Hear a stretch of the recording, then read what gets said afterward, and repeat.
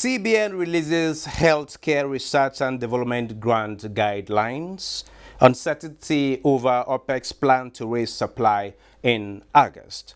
Plus, NNPC rakes in 92.58 billion naira from product sale. This is Business Express reaching you live from the nation's capital, Abuja.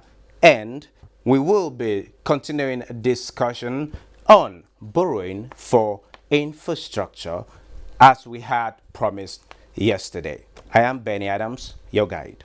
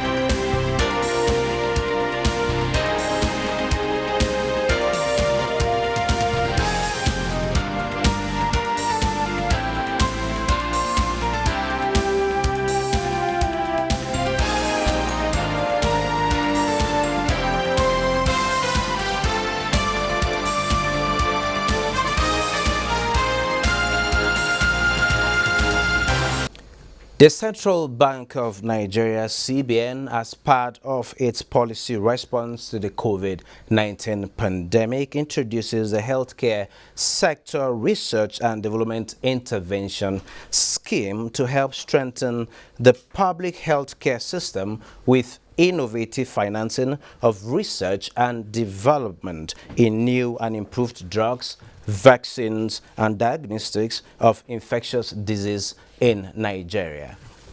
The Apex Bank says the grant is designed to trigger intense national research and development activities to develop a Nigerian vaccine, drugs, herbal medicines against the spread of COVID-19 and any other communicable or non-communicable disease through provision of grants to biological and pharmaceutical companies, institutions, researchers, and research institutes in the country. Information from the Office of the Director, Development Finance of the Apex Bank says disbursement under the scheme shall be made to beneficiaries in tranches subject to approved milestone achieved. Moving on, the NNPC has said it raked in 92.58 billion naira on the sale of white refined products in the month of May 2020. A statement by its Group General Manager, Dr. Kenny Obatiru, the corporation said the record is contained in the May 2020 version of the NNPC Monthly Financial and Operations Report. The statement said in the month under review, total revenue generated from the sales of white products stood at 2,393.88 billion naira, where PMS contributed about 98.84% of the total sales with a value of 2,366.15 naira. It added that 950.67 million liters of white product were sold and distributed by the corporation downstream subsidiary. The National Association of Aircraft Pilots and Engineers has threatened to withdraw the services of all airlines if those recently sacked by Air Peace and Bristol helicopters are not recalled. The president of NAAPE, Mr. Abednego Galadima, at a press conference said recent sack pilots and engineers by Air Peace and Bristol helicopters under the pretense of COVID-19 pandemic is a flagrant disregard of extant labor and trade union laws of the workforce. There is uncertainty over the Organization of Petroleum Exporting Countries, OPEC, and allies plan to return supply to the market after the group's output cuts, while the COVID-19 pandemic continues to spread across many economies of the world. Deep production curbs by the cartel and its allies had helped oil rebound from its plunge below zero in April, but it's a precarious time to be adding more supply to the market, industry watchers say. Well, conversations are continuing on Nigeria's foreign loans. It's a conversation we started yesterday with my guest in the studio, financial analyst Nii. You are welcome to Business Experts. Nii Akinsiju. Well, as it were, we're talking about foreign loans and with special emphasis on the Chinese-Nigeria loans. What is your take on the conversation, the controversies surrounding it? Yeah, the truth is that the emphasis on the Chinese loan is actually misplaced because out of the whole profile of the nation's public debt, as it were, and I'm saying public debt inclusive of the subnational debt, the Chinese loan is actually the lowest, 3.121 billion, out of a total possible loan of $79 billion. Can you remind us of the interest rates? Lending rates are also important. 2.5%. Okay, is it concessionary? Is it a concessionary or is it a market price? No, it's concessionary because if you're talking market price, you'll be talking of Eurobond. That's the commercial rates. Okay. Eurobond that you have to go and secure loan in the international capital market.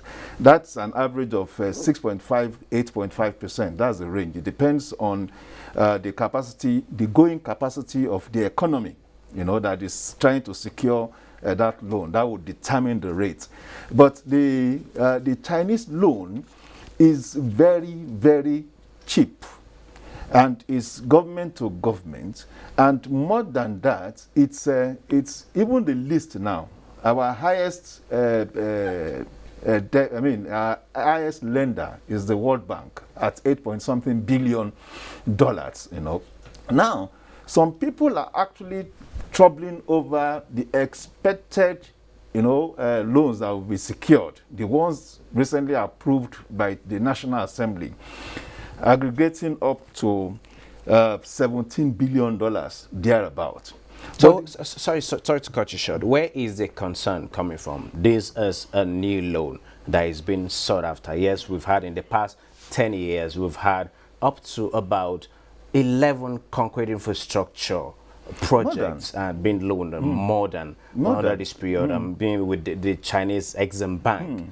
Been supplying all some of these finances. Where is the concern coming from? Are we concerned about debt servicing? Is it about the debt to GDP ratio? What's actually the concern? I just think it's political. See, I as an analyst, anytime I review what is being done at this point in time, I am continuously persuaded that this is the right thing to do because infrastructure is enormously important to the growth and development of any economy.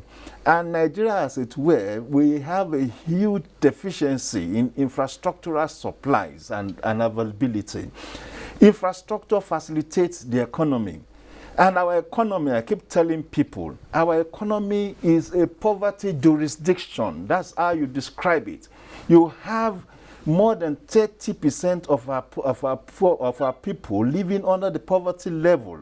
In 2010, 112 million Nigerians were living under $1 a day.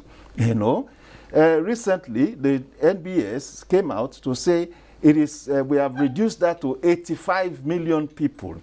That is impressive. And how about the unemployment rate? Yeah, and the unemployment rate is also high. More exacerbated more by the COVID-19. Now, the singular instigator and, of course, rider of of activities in the economy are the provision of infrastructure that we don't have. Let's look at this infrastructure we're talking about. Let's look at some of the projects. I know there is the railway rehabilitation projects ongoing. You have airport terminals being constructed. You have revolution in the agriculture. You have healthcare. What is the impact, the likely impact of some of these projects as we have seen? Then going into this one, what are the prospects? For instance, you have the Abuja-Kaduna rail line. That would also be extended going forward. You have the Lagos-Ibadan rail line. You are talking of cheaper means of carriage, either in terms of personnel or goods. You are talking of opening up new lines, new real estates, new economies along that corridor. Between Lagos and Ibadan are new development coming up that will now be hastened. Their development will be hastened because of the opening up facilitated by the rail lines. Don't also forget that there are people who will be staying, who would actually move because of cost of rent consideration from Lagos along that line to Ibadan and would be traversing Ibadan, Lagos, Ibadan every day because of the availability of that rail line. It's the same thing with Abuja-Kaduna. One, it's going to impact cost and value of real estates in those jurisdictions. That is economy. It's providing convenience for those who have opted for that choice, you know. And more than that, movement of goods becomes cheaper too. And it will start reflecting, of course, on the tabletops. Another addition is security concerns. Of course. So another concern is, the concerns of most Nigerians, from what I understand, is the fact that how do you get to repay this loan? And no doubt, the rail transport revenue is being generated. But is that enough? What other ways, what other means do you think government should begin to look out for to ensure that these loans are able to be paid? Yes, you have grace of like 7 years, you have like 20 years tenure of some of the loans and all of that. Is that enough time? Will Nigeria be able to meet up to repay some of these loans, or are we going to go on servicing of some of these debts? I can assure you. See, a loan, even an Eurobond loan was taken in 2013. By 2018, it was paid back by this government, $500 million. So I know that repayments of principals are being paid when due. And Nigeria had not faltered, you know, on servicing its loan. In fact, when there were consideration that we should suspend, you know, some people proposed that we should suspend servicing our debt. Nigeria insisted that it would continue to service its debt because, one, it is about confidence in the international market, you know, and of course confidence in the economy. If you send a signal that you don't have the capacity to service your debt, it means that your economy is weak. Most of the projects, and we need to remind ourselves that the loans taken, as it were, at this time, are strictly project tied. No loan, even at the level of the World Bank or the Chinese or the AFDB. It's not a borrowing for consumption. It's not borrowing for consumption. It's project tied. The loans are identified by what project it's going to be spent on. Lagos, Ibadan Kano rail line. In time past, have we had accountability on some of these projects? You know, Nigerians are kind of jittery. Will these monies actually be channeled towards this project? Are we coming from time past? How have we been able to manage debt, as it were, trying to balance? I know from what is being said, servicing of the loans, our revenues are going into service of the loans. So are we, as a government, to begin to look at ways of improving these revenues internally to ensure that we get to meet up this? And why are some of these projects not being more like PPP format, more like, okay, build, run, and return? Operate and transfer. Well, the truth of the matter is, you have about 3 questions you've raised there. Okay, let's take the first, which has to do with the repayment, the capacity to repay. I know that most of the projects that are funded now are have capacity to self-generate revenue. And because you have capacity to self-generate revenue, what would be the concern with management? Once you have the right management, the business, the project itself would generate revenue that will pay itself. That is one. Then two, concerns about our history, on securing loan and managing it. I think we've had a bad history of securing loans and, of course, managing it and repaying. That is why we had a backlog of up to $30 billion, bad external loans up to 2006. That was cleared. And between 2006 and 2015, we now generated an extra 63 billion public debt, inclusive of domestic debt. We don't know exactly how that debt, was secured and how they were spent. I would suggest, if anybody is concerned, to start investigating that particularly, because we can't, perhaps for the start-off of the Abuja Kaduna rail line, we can't see obvious projects in place, But between 2015 and 2020, we can start pointing in particular to projects. And I can tell you that the difference, because politicians have actually overblown this matter. I know. You think basically it's politics? It's politics. The DMO, as a functional, that's the Debt Management Office, as a functional website. With data on all of this. And I salute them for the updates, the constant updates on that site. Anytime you needed an information on our debt or whatever, just go there. It's clear. By 2015 June, Nigeria's public debt profile was stated at $63-point-something billion. In 2020, at March 2020, our public debt was $79-point-something billion, a difference of $16 billion. So, which means between those two, between 2015 and 2025 years, we have just added an additional $16 billion. And for that $16 billion, we can start talking of the Lagos-Ibadan, rail line. We are talking of Lagos-Abuja Kaduna rail line. We are talking of Lagos-Ibadan Express. We are talking of another express I cannot remember now. No, not even another express road that I cannot remember. The Abuja International Airport, the Port Harcourt International Airport, the Kano International Airport, and all that. Now, those are feasible things you can see. Now we are going into a Siemens power rehabilitation debt again, or contract to again improve power supply. Power is a major burden.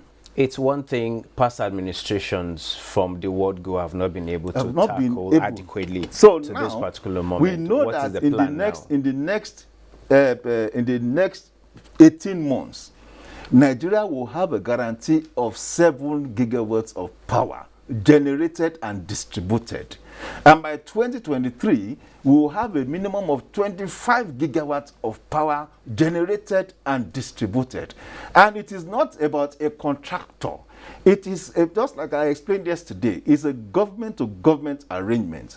The government of Germany is guaranteeing a particular sum as loan that would be extended to Siemens of Germany to facilitate this infrastructure. No middleman arrangement. Now, when this infrastructure is delivered, the benefit becomes huge, for the Nigerian individual institutions, companies, and economy, so much that the thing about repayment of a loan is not even about the self-revenue generating capacity, but about the enablement of the economy.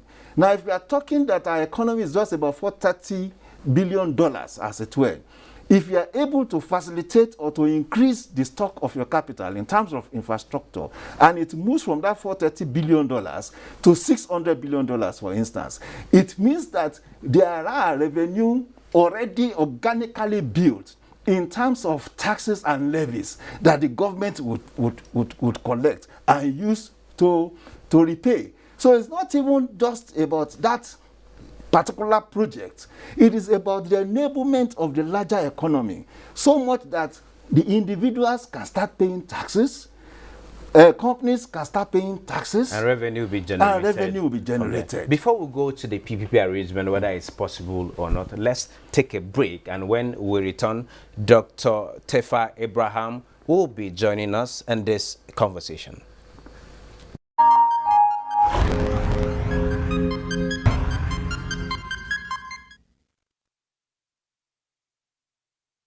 Let me assure Nigerians that all COVID-19 intervention funds are safe in the Treasury single account, and that government is still open to donations in this regard. Government has opened special accounts with 5 commercial banks which are directly linked to the Treasury single account. Donated funds are safe in the Central Bank of Nigeria. For verifiable information about the funds and other financial obligations of the federal government, please contact us directly at the Federal Ministry of Finance, Budget and National Planning. The account details for the donations are as follows.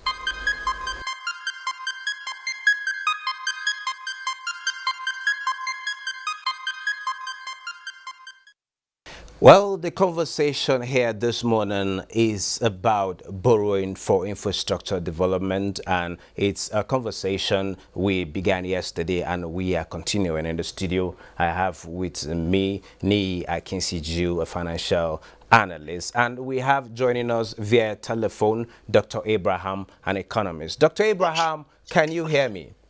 Yeah, good morning. I can hear you loud and clear. Thank you very much. If you have been listening to our conversation, I want to have your thoughts on the present conversation on the loan, the arguments about the Chinese-Nigeria loan. What do you think about present administration's effort at borrowing for infrastructure development? If you agree with me, there's been a long-standing deficit. Yes. One thing is important to understand is that borrowing is part of financing for government, where revenue is not forthcoming to finance the existing expenditure of 9.12 trillion in 2018, of 8.91 in 2019, and presently 10.81 trillion for 2020, where the revenue from the traditional sources, all are not forthcoming. The option for government includes borrowing. Now, that borrowing has a lot of components from international development, from international communities from different countries, Paris Club, including that of China, Islamic Development Bank. So the Chinese loan is just a component of sources of loan for the government to finance its continuing fiscal deficit. Now, it's important to understand that for a country like Nigeria, with developing that longs to have a lot of development outcomes, we cannot shy away from addressing the revenue gap in order to address infrastructural needs. So the Chinese loan is part of the component or the source of borrowing for infrastructure financing. The World Bank has their own, IMF has their own, Paris Club, all of them, different sources have their own. That of the China, that's coming from China, is part of the component for the infrastructure financing of the federal government. Okay, having established that fact, if we're looking at the debt to GDP ratio, are we doing well, and how can we further manage that from the economic point of view? The tricky thing about debt to GDP is that GDP can always be adjusted, whether in nominal or real terms. So we can always justify any loan we want, so long as we can meet GDP target, which is anyway based on projection. So in terms of debt to GDP, well, one can say we are doing well in that regard, but economists are more concerned about debt to revenue ratio. Economists are concerned about ensuring that the revenue we have can meet up our debt repayment arrangement, so that the effect on the future generation will be minimized. So in terms of debt to GDP, we are doing well, but we have to consider other measures like debt to revenue, which is where the issue really lies. Okay, Sani, debt to revenue vis-a-vis the PPP. How can we manage this and manage it well, and more like shoot two birds with one stone? Yeah, well, Okay. let In me terms start. of No, debt it's for Ni. Abraham, I'll come back to you. Let me quickly intervene in the debt to revenue GDP. Debt to GDP, Nigeria's debt to GDP is acclaimed the world over. The IMF, the World Bank, and other institutions had endorsed Nigeria's capacity to sustain and maintain its debt to GDP in a very manageable way. All manners, even the last Fitch rating, tried to include beyond the normal threshold, what you call CBN advances and all that, beyond our debt stocks and all that, to go into CBN ways and means advances and all that, and it was still under 32%, while our peers in the West African region are above 50-60%. Ghana is above 60%, and there are some other jurisdictions, Canada, US, and all that, above 100%, So our debt to GDP is given. Now our revenue to debt ratio is low. Low because of the incapacitation, as noted by Abraham, the incapacitation to generate, revenue in Nigeria. And what should be our normal revenue points? Taxes. That is, taxation should be the major, hub. From 5%, we had an increase 7 point stuff. Nigerians were like, why are we being taxed this much? You'll get to answer that. Dr. Abraham, if you're still with us, what is the way to go debt to revenue, and is PPP arrangement feasible in some of these projects or in this move to ensure Nigeria is better equipped infrastructure-wise? Yes, a PPP arrangement is possible. But first of all, it's important to understand what we are actually calling total public debt. We must understand that this includes loans by local government, state government, federal government, guaranteed and not guaranteed, from domestic sources, external sources. You add up all these things before you arrive at what is called the total debt stock. Now, if the local government loan is part of it and that of the state as well, then aside considering PPP arrangement, which is more or less like seeing how we can finance critical infrastructure using private sector agreement. Remember that the infrastructural deficit we are talking about is in critical areas like power, energy, rail, real-time infrastructure. No bank can borrow for that purpose because it is too long-term for them to bear the risks, political risks, business risks, financial risks, except the government guarantees that loan in some form of ways. So PPP arrangement sounds nice on paper, but in practicality, the guarantee that the government will need to give to put in place to ensure that political risk is addressed. And mind you, political risk includes when there's a change in administration or any election year. Wow, Dr. Abraham, Dr. Tefa Abraham, yes. Thank you very much for sharing your thoughts with us. For want of time, we would love to end this conversation here and now, and hoping we can revisit this issue some other time. And from what Dr. Abraham, if you agree with me, I'm sure he has spoken your mind. Yeah, well, more or less. That's the truth anyway. More or less. Yes. Okay. Well, that makes it from here. From here is goodbye. You can access our previous episodes on our various platforms. Do stay safe. Business Express returns tomorrow.